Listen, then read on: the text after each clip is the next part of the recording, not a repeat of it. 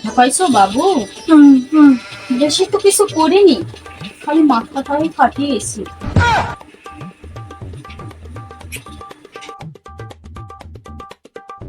quack, quack, quack, quack. আমার মুখে অনেক গন্ধ বাবু।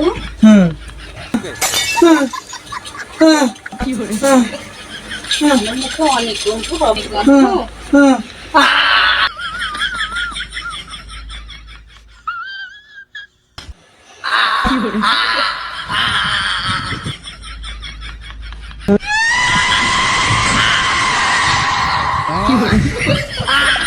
বুঝতে পারিছেন ভাই, বিয়ে করার কি জ্বালা।